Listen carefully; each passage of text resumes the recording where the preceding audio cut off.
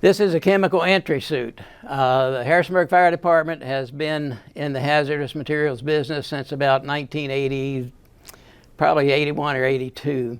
By code of the state of Virginia, local fire departments are responsible for hazardous materials incidents that occur within their locality. So we got into the hazmat arena before that legislation was passed, but again, now it's a requirement. The issue with hazardous materials, as opposed to most other types of incidents that we go to, is the fact that you can't be in a hurry. You have got to identify the chemical that you're working with before you can take any offensive action.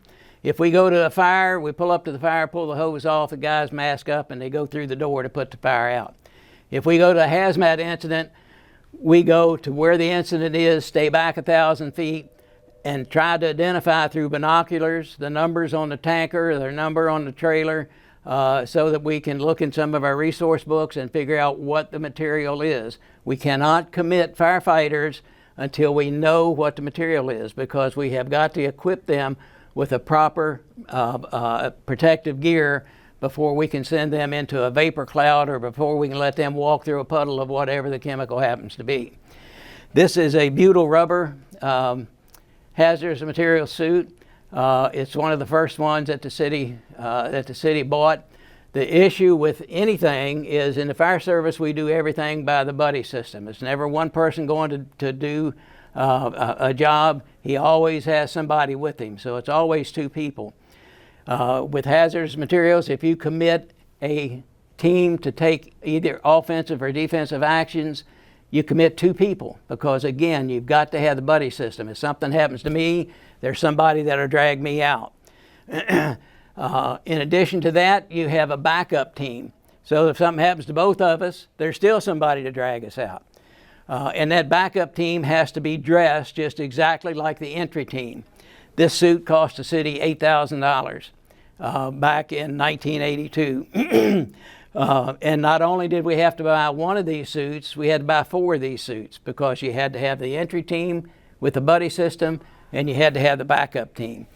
Now, these suits, as you can see, are totally encapsulated. The breathing apparatus would be here. The mask would be on the individual's face here.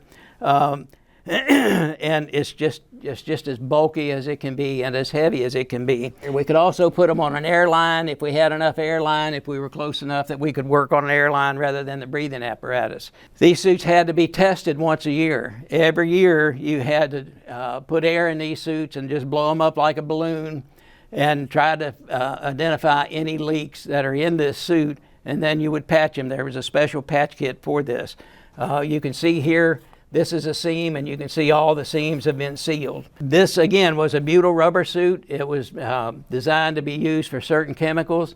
We also had another suit that was called a Viton suit, and we'll look at one of those here in just a minute. But the Viton suit was just as expensive as this was. And again, we couldn't buy just one. We had to buy 4 of them. We had to buy one for each of the 2 entry team guys, and we had to have one for each of the 2 backup team members. So today, these suits are not used. You wouldn't even consider using these suits. Technology has evolved till today. We have disposable suits that the firefighters use.